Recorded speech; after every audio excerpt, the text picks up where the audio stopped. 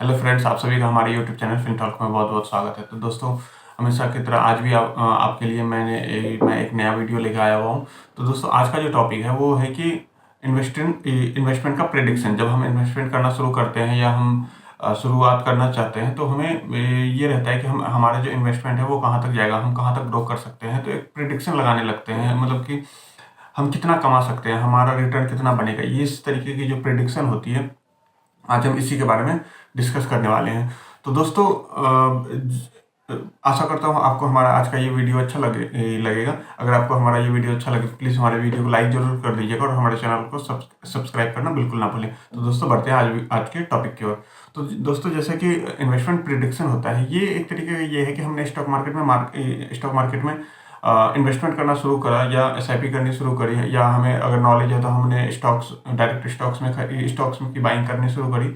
और जब हम स्टॉक्स की बाइंग करनी शुरू करते हैं या म्यूचुअल फंड में, इंडेक्स फंड में हमने पैसे लगाने शुरू करे सिप के थ्रू या लमसम भी, तो हमें ये रहता है कि हमारा कितना रिटर्न बन जाएगा, हम कितना पैसा कमा लेंगे। जैसे हमने 10,000 रुपये लगाया तो हमारा 10,000 का कितना बन जाएगा, एक साल के बाद हमारा ये रिटर्न कितना बनेगा। या हमने एसआईपी भी करी है 2,000 रुपये 4,000 रुपये की, हम एसआईपी भी कर रहे हैं, तो हमें ऐसा रहता है कि हमने ये जो पैसे जमा किए हैं तो हमारा रिटर्न एक साल के बाद कितना बनेगा। 2 साल के बाद अगर एक साल तक हमने फॉर एग्जांपल 50,000 रुपये जमा कर लिए हैं, इन्वेस्टमेंट कर दिया है हमने डायरेक्ट स्टॉक्स में या म्यूचुअल फंड में, इंडेक्स फंड में, तो हमें कितना रिटर्न मिलेगा। तो दोस्तों, अगर मैं कहूँ कि हमें इन्वेस्टमेंट करना है, एसआईपी करनी है या डायरेक्ट स्टॉक्स में हमें इन्वेस्टमेंट करना है, तो हमें ये नहीं देखना चाहिए, मेरे हिसाब से, मेरे पॉइंट ऑफ व्यू से, कि ये नहीं देखना चाहिए कि हमें कितना रिटर्न मिलेगा। हमें ये देखना चाहिए कि हमारा जो इन्वेस्टमेंट है वो सही जगह पे है या नहीं है, हमने कहाँ इन्वेस्टमेंट कर रखा है। कहीं हमने बहुत ज़्यादा डेट वाली कंपनियों में तो इन्वेस्टमेंट नहीं कर दिया, जिसके पास जो ऐसी कंपनी में हमने इन्वेस्टमेंट तो नहीं कर दिया जहाँ की बहुत सारे डेट हैं, बहुत सारे कर्जे हैं उस कंपनी के पास। तो अगर हमने ऐसी कंपनियों में इन्वेस्टमेंट किया हुआ है तो वो थोड़ा रिस्की होता है। ऐसे कि जिसकी भी कंपनी के पास बहुत ज़्यादा कर्जा होता है तो उसको कल होकर के बंद होने का खतरा उस पर ज़्यादा रहता है।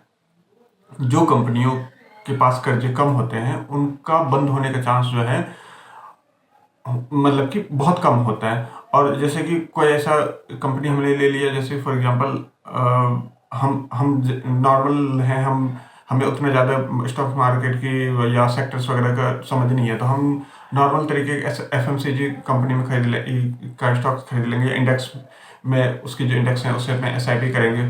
वो इसलिए कि हमें पता है कि एफएमसीजी एक ऐसा स्टॉक है जैसे कि तेल हुआ, दाल हुआ, मतलब कि तेल हुआ, साबुन हुआ, या जो भी हम रोज़मर्रा की चीज़ें हम जो यूज़ कर रहे हैं, पेस्ट हुआ, मतलब कि इरेजर हुआ, मतलब जो हम नॉर्मल यूज़ कर रहे हैं, नमक, इस तरीके की जो चीज़ें हैं जो रोज़मर्रा की ज़िंदगी में हम यूज़ करते हैं, उस तरीके की कंपनी में अगर हम इन्वेस्टमेंट करते हैं और हमें ये पता हो कि इस कंपनी का हर साल का प्रॉफिट बढ़ रहा है, ये कंपनी हर साल अपना प्रॉफिट बढ़ा लेती है, और उसके बाद कंपनी डेट फ्री है, कंपनी का अच्छा मार्केट कैपिटलाइजेशन अच्छा है, बड़ी कंपनी है, डेट फ्री है, डेट नहीं है कंपनी में। डेट तो होती है, बड़ी कंपनी है तो डेट तो थोड़ी बहुत होगी ही, लेकिन बहुत ज़्यादा डेट नहीं है, मतलब इतना डेट है कि वो कभी भी चुका सकती है, इस तरीके का। और कंपनी हर साल का प्रॉफिट बढ़ा भी रही है, कंपनी के पास ज़्यादा डेट नहीं है, कंपनी अपने शेयर, जो प्रमोटर हैं वो उन्होंने अपने शेयर को किसी प्लेज वगैरह नहीं कर रखा। तो इस तरीके की कंपनी, और जो कंपनियों को हम समझ सकते हैं, जैसे कि हमें पता है, अगर कोई कहेगा कि हमें, मान के चलिए एफएमसीजी कंपनी में, तो एफएमसीजी में क्या है, जो चीज़ें हम रोज़मर्रा की ज़िंदगी में यूज़ करते हैं वही चीज़ें वो बनाती है। तो हम उस चीज़ों को एक तरीके का समझ सकते हैं कि हम अपना आकलन लगा सकते हैं। हाँ, अगर हम एक्सपर्ट हो जाएंगे, हमें प्रॉपर सब कुछ, सब सारी चीज़ों की समझ हो जाएगी, मतलब कि इंडस्ट्री की, सेक्टर का, मार्केट ग्लोबल वगैरह सारा कुछ अगर हमें समझ में आ जाएगा तो हम किसी भी तरीके की कंपनी में जाएं, कोई दिक्कत नहीं है। लेकिन जब हमें इन सब चीज़ों का समझ नहीं है, हम एक्सपर्ट नहीं है, तो हमें सिंपल कंपनियों में जाने में ज़्यादा अच्छा रहेगा, जो कि हर साल प्रॉफिट अपना बढ़ा ले, उनका बिजनेस सिंपल बिजनेस हो, ज़्यादा डेट ना हो कंपनी में, प्रमोटर की होल्डिंग जो है वो ठीक ठाक हो, अच्छी, मतलब कि ठीक ठाक हो, अच्छी खासी होल्डिंग हो उसकी। अगर ज़्यादा होल्डिंग होगी तो कंपनी, प्रमोटर जो है वो कंपनी को लेकर सीरियस रहेगा। अगर कम होल्डिंग, ऐसा नहीं है कि प्रमोटर की होल्डिंग ज़्यादा है तो ही सीरियस है, बट ऐसा देखा जाता है कि प्रमोटर की होल्डिंग ज़्यादा है, मतलब कि कंपनी का जो मेन स्टॉक, मतलब कि मेन जो हाथ में है कंपनी के, प्रमोटर के ही हाथ में है, कोई ज़्यादा इंडिविजुअल उसमें ज़्यादा इंटरफेयर नहीं कर रहा है। तो इस तरीके की कंपनी में हमें इन्वेस्टमेंट करना चाहिए और इसी तरीके की हमें 5-10 कंपनियां चुन लेनी चाहिए जिसमें कि हम थोड़ा थोड़ा करके एसआईपी करते रहें और हमें लंबे टाइम तक एसआईपी करनी है। लंबे टाइम तक एसआईपी करनी है। अगर हमें नहीं समझ में आ रहा तो हम डायरेक्ट इंडेक्स फंड सबसे एवरग्रीन, मुझे सबसे बेस्ट लगता है इंडेक्स फंड में एसआईपी करो। हमें कुछ भी नहीं सोचने समझने की ये हो सकता है कि हम बाकियों से कम कमा लेंगे लेकिन हम कमा लेंगे, हम मतलब कि जीरो पे नहीं रहेंगे, हम कमा लेंगे। हम मार्केट मतलब लॉन्ग रन में ऊपर ही जाना है। जब लॉन्ग रन में ऊपर ही जाना है और हमने एसआईपी के थ्रू पैसा जमा किया, एसआईपी के थ्रू धीरे धीरे करके हमने जमा किया है, तो हमें बहुत ज़्यादा डर नहीं होता है कि मार्केट क्रैश कर जाएगा, मार्केट ऊपर चला जाएगा, हमें कितना रिटर्न बनेगा, ऐसा कुछ नहीं सोचना। एसआईपी के थ्रू हमें पैसा जमा करना है, एसआईपी के थ्रू हमें इंडेक्स फंड में पैसा जमा करना है ना, उसमें ज़्यादा मतलब कि चार्जेस वगैरह जो भी एसआईपी के मतलब म्यूचुअल फंड के जो भी चार्जेस होते हैं वो भी होते हैं, उनमें भी होते हैं, लेकिन बहुत माइनर होता है, बहुत छोटा सा अमाउंट होता है जो कि उनके चार्जेस हैं। हमने एसआईपी के थ्रू जमा किया तो हमें ऊपर नीचे का वो भी नहीं देखना। मार्केट लॉन्ग रन में ऊपर ही जाना होता है तो लॉन्ग रन में हमें प्रॉफिट ही होगा। कितना प्रॉफिट होगा? हो सकता है कि जो डायरेक्ट इंडिविजुअली स्टॉक्स खरीदते हैं, जो प्रॉपर एनालिसिस करते हैं, उनका जरूर ज़्यादा होगा, उनका रिटर्न ज़्यादा हो सकता है। ऐसा मैं नहीं कह रहा, लेकिन ज़्यादा हो सकता है। लेकिन उनके पास वो डायरेक्ट स्टॉक्स चुनने की जो एक्सपीरियंस है ना, वो बहुत लंबा एक्सपीरियंस है। वो अभी साल 2 साल या 4 साल के बाद आकर के वो मार्केट में मतलब रिसर्च नहीं करने लग गए होंगे। उनका बहुत पुराना बैकग्राउंड होगा, वो बहुत टाइम से मतलब स्टॉक्स को फाइंड करते हैं, वो 24 घंटे इसी में लगे रहते हैं, फुल टाइम उनका काम है, वो इसी में डूबे रहते हैं, इसी में रिसर्च वगैरह करते हैं और फिर स्टॉक्स को, कंपनी को फाइंड करके फिर उसमें वो इन्वेस्टमेंट करते हैं और उनके पास इन्वेस्टमेंट करने का अमाउंट भी बड़ा होता है। हमारी आपकी तरह नहीं, थोड़े थोड़े अमाउंट के साथ हम काम कर रहे होते हैं। तो हमारा बेस्ट होता है कि हम इंडेक्स फंड में एसआईपी की तरह पैसे जमा करें, तो मार्केट ऊपर नीचे का हमें टेंशन भी नहीं होता और उसके बाद लॉन्ग रन में हमें प्रॉफिट मिलना होता है। और हो सकता है कि हमें कम प्रॉफिट मिले लेकिन हमें प्रॉफिट मिल ही जाएगा, लॉन्ग रन में हमें प्रॉफिट मिलेगा। सेविंग हमें एसआईपी के थ्रू हमने जमा किया तो हमारी सेविंग भी हो गई, उसके बाद हमें कुछ ना कुछ रिटर्न भी मिल गया।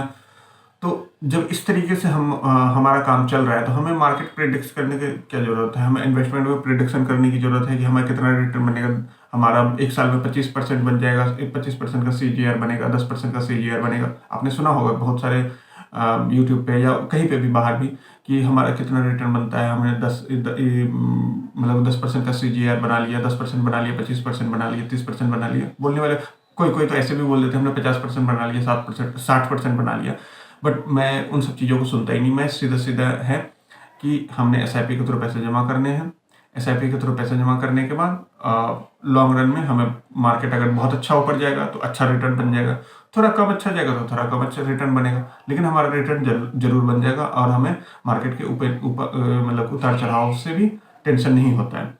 तो इसलिए अगर मार्केट प्रिडिक्शन कर मतलब आपको एक्सपीरियंस है, आप पूरा एक्सपर्ट हैं, आपको 4 साल 5 साल 6 साल हो चुका है मार्केट में, आपके पास पैसे हैं, तब तो आपको ये रहता है कि हम मार्केट प्रिडिक्ट करें, मार्केट ऊपर जाएगा नीचे जाएगा, कौन से स्टॉक्स ऊपर जाएंगे, कौन से नीचे जाएंगे, कौन से स्टॉक्स बाय करना चाहिए, कौन सा सेल करना चाहिए, कौन सा होल्ड करना चाहिए, कौन सा से निकल जाना चाहिए। बहुत सारी चीज़ें होती है। मार्केट कब ऊपर जाएगा, कब नीचे जाएगा, मतलब कि यूएस में क्या हो गया, इंडिया में क्या हो गया है।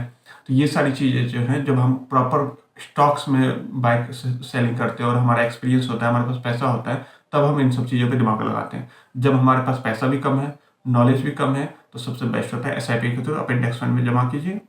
इससे बढ़िया कुछ भी नहीं है और हमारा रिटर्न भी अच्छा ही बनता है। मतलब हमने जमा किया, हमने पैसे भी एसआईपी के थ्रू जमा किए, हमने जो चार्जेस हैं वो भी बहुत मिनिमम से मिनिमम दिया, जो इंडेक्स फंड के चार्जेस हैं वो भी मिनिमम से मिनिमम दिया और हमें ऊपर नीचे का उतना डर भी नहीं रहता और लॉन्ग रन में प्रॉफिट हो ही जाता है।